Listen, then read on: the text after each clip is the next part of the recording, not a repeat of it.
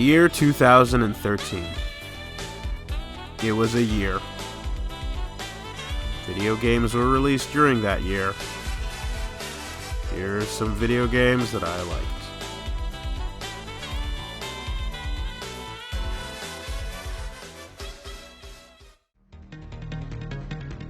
Now analyzing game sample. Analysis complete. Results on the display.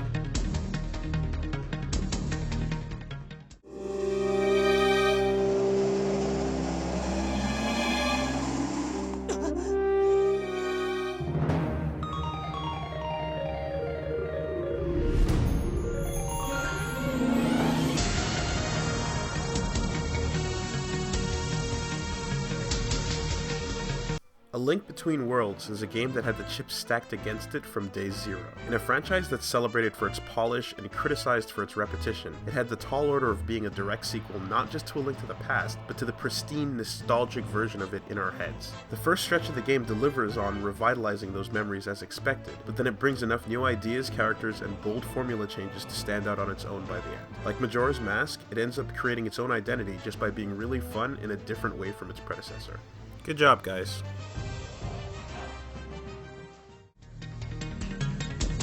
Now analyzing game sample. Analysis complete. Results on the display.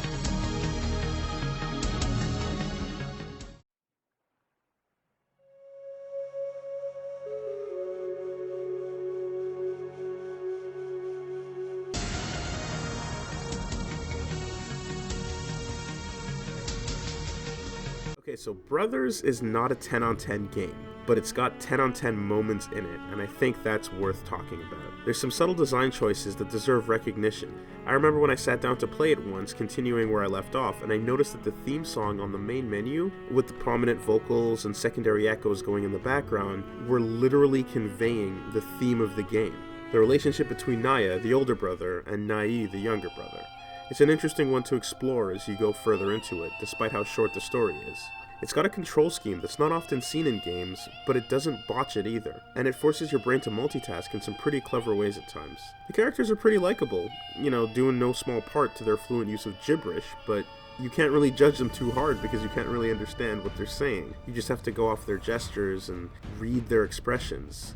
It's a brief but tight experience. It's got one of the best justifications for not having swimming in a game ever, and it delivers one of the best fourth wall breaks I've ever come across. Now analyzing game sample. Analysis complete. Results on the display.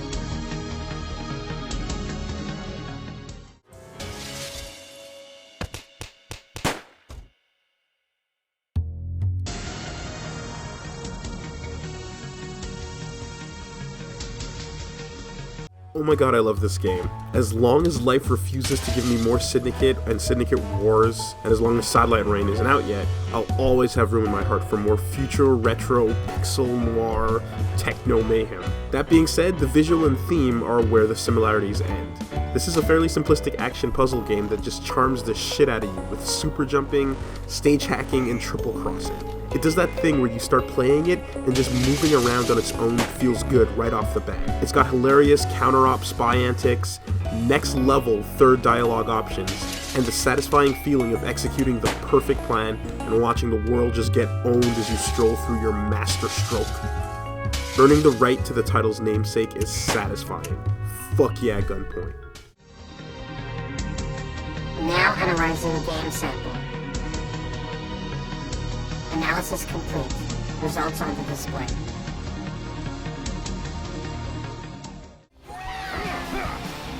Oh yeah! Johnny got Divekick.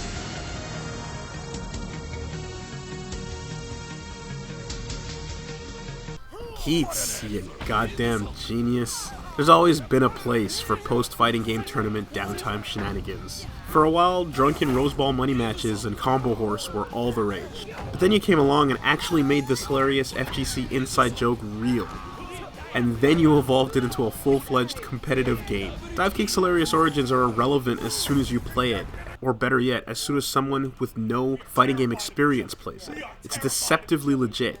It brings out the best in making reads and playing mind games with people. And it does so with 2 fucking buttons. The core of my love for fighting games stems from the strategic challenge of outplaying an even opponent, using your reads, counters, traps, conditioning, everything at your disposal to force a favorable outcome. This unfortunately is not something that the majority of players can experience because it only emerges once both players know all the pieces on the board and aren't just struggling to execute the basics. Divekick skips that stage for everyone, bringing you right past the execution errors, dropped combos, and scrubby mistakes into the meat of what makes the genre fun.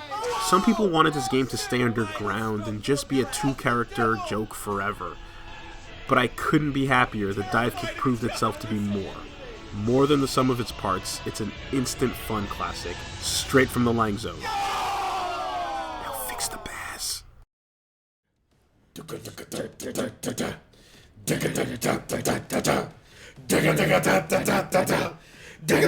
the start button! Yeah!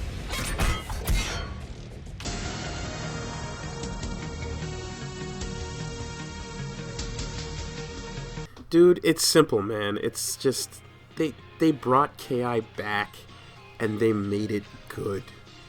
Like, not just better than the original good, like, really good. We're talking soaring above expectations. Western fighting games are finally making a name for themselves, because the people making them are the kids that grew up playing the good ones.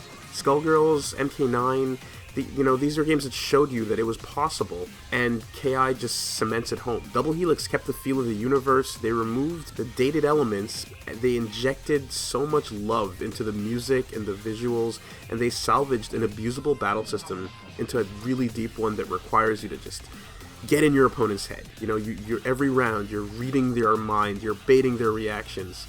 It just feels great to play. Content-wise, they opted for a business model that it's like a hybrid of traditional fighters while trying to include some of the accessibility of like Dota and League of Legends and such. I'm all for getting the game in as many hands as possible, so if fighters need to grow in this direction to survive, then I'm all for it. There's a lot of players out there who are interested but just don't have the console. I can't tell these people that this game itself is worth it for them, but I felt personally it was worth it to me. Anyone who's seen more than a few skilled matches online can tell you that the raw hype is almost tangible when amazing feats are pulled off. And when you learn how to play the game really well, they happen almost every other round. Now analyzing game sample. Analysis complete. Results on the display.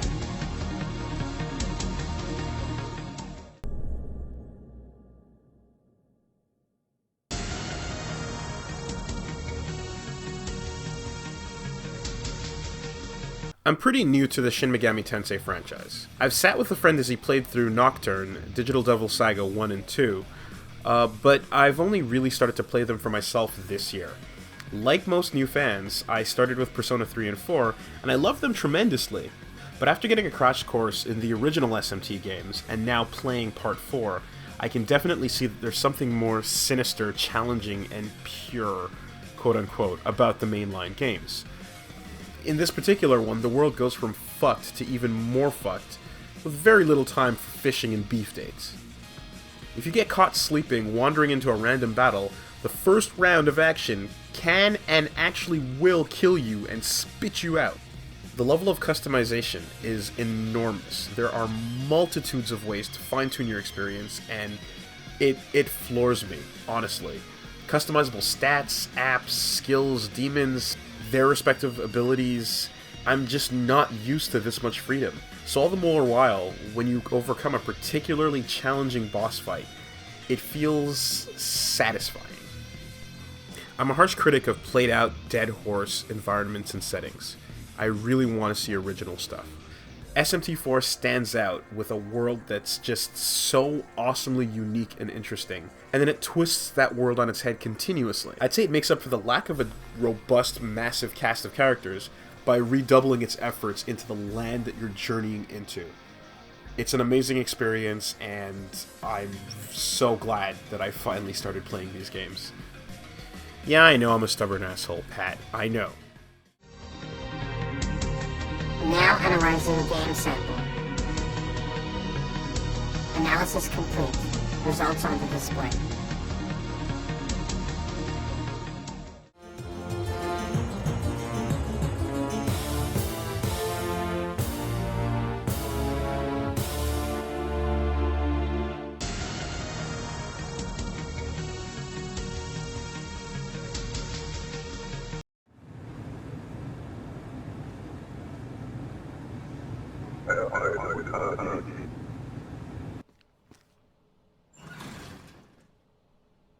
Papers, Please is boring. It's a mundane, drab, and lifeless game. It's an exercise in repetition, day in, day out, being forced to continuously pay more and more attention to fucking nothing. Why am I playing this? You're not looking ahead, stamping passports with the 1,000-yard stare. You're punching in some measly pay scraps into an Excel sheet that basically represents your sick, hungry, dying family. Nights are getting colder, immigrants are getting restless, the job gets worse, we lose people. Any joy that would have been had in earlier years has evaporated, leaving behind nothing but a dry, powdery residue that does nothing but leave a permanent stain. What a shitty war. Now I gotta choose between buying my wife medication or moving everyone with pneumonia into a slightly larger hole in the wall with basic heating.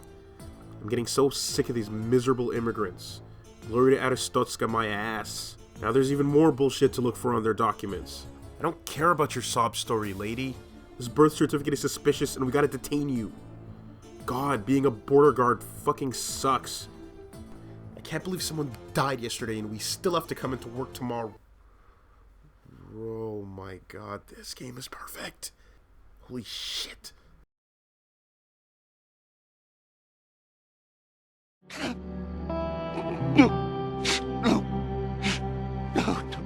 No, please.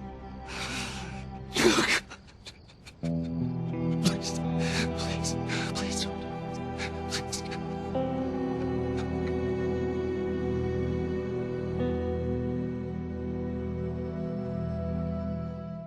Yeah, it's The Last of Us. It's The Last of Us. Like, come on. Ever since we first got a good look at it, we saw that E3 trailer where you blow away that realistically panicking bad guy on the floor.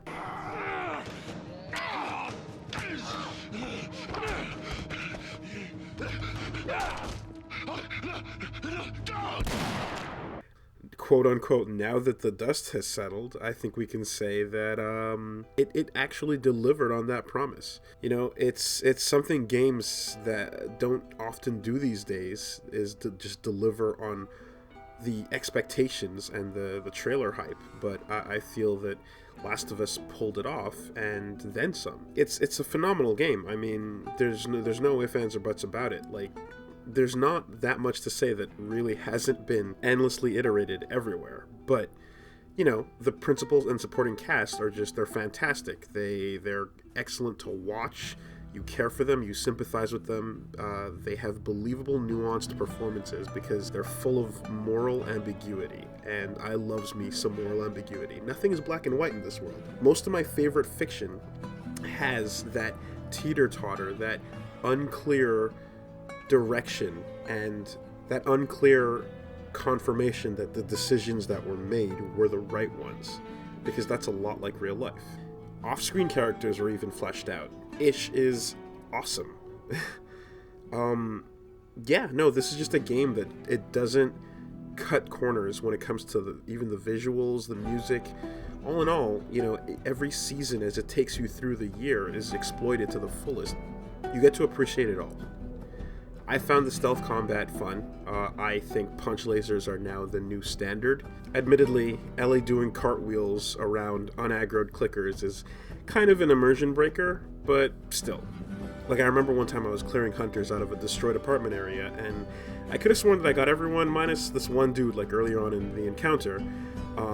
I couldn't find him, and again, I wasn't too sure, so I continued onward. And eventually, I took out the last guy, and the tension music sort of faded away. So, I was like, okay, cool, onward. I'm just gonna salvage some parts and collect ammo around the area and prep for whatever's lying ahead, So I remember getting all my pack out, doing my stuff, and collecting everything in the little room I was in, and then there was something I wanted to go back and get, so I backtracked a little bit and started to walk down a stairway that I went up, and as soon as I turned the corner, I came face to face with the last guy, who was actually one of the first guys in the encounter, crouched and literally stealthing his way up to my position. So the dude had been like tracking me silently for minutes. It was nuts. You know, I just think, honestly, the word that comes to mind when I think about the experience with this is just, it's polish, man. It's just, you know, it's a AAA game, absolutely, so it comes to be expected, but this is a nice example of what I would consider a gateway game. Every generation has them. It's the game that's really good for showing your family or your non-gaming friends, you know, what's going on with video games. I think Last of Us falls nicely into that role, and we're going to be talking about it for years to come.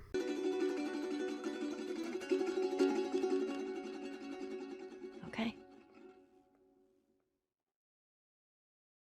You ready? Let's go! Yeah. For those of you that want to know what we're all about, it's like this, y'all. Come on. This is 10% luck, 20% skill, 15% concentrated power of will, 5% pleasure, 50% time, 100% reason to remember the time. Party people in the house, let's go. It's your boy Tensei. I'm dedicated to boys. Look at you expecting me to pop up sooner than that. Alright, now we're playing Punch Out. We're just playing Punch Out. It's just Punch Out. Don't waste your time. This is 10% luck, 20% skill, 15% concentrated power of will, 5% pleasure, 50% time, 100% reason to remember the time. This is 10% luck, 20% skill, 15% concentrated power of will, 5% pleasure, 50% time, 100% reason to remember the time. Hey, yo, what you gonna do? Hey, yo, what you gonna do? Hey, yo, what you gonna do? Hey, yo, what you gonna do? Turn my motherfucking headphones up! Alright. Let me try this out. You know what? So it seems it's finally time we gotta do this again. Reminisce, reflect, and then exalt the top 10. And when it's not been said, but it has been done, bet your motherfucking ass it's the 101. Hold shit, press 8, preceded by a letter. P-Star, real talk. Who the fuck does it better? Wii U, best game, and objectively so. Hush your mouth, listen up, get ready, let's go. This game starts at a 9, only escalates higher. Theme song and Shin. The soundtrack is fire. Combat depth to infinity. Belliantium slash. Don't take my fucking word for it. Ask Saurian Dash. Character action. Video games speak for meth. You're the swarm, they're solo. Concept fresh to death. Shmup and punch out nods. And by the final hour, you're in space, defending Earth, screaming fight the power. 10% luck, 20% skill, 15% concentrated power. There we go. 5% pleasure, 50% Fucking kick your tails, bitch. But you think it's done? It ain't think it's done. It ain't done, Rambo. Turn around, fucker. Now it's it. That's a shit. What do you got, son? Catch that statue. Easy save. Fucking peace out. Everybody gets hard.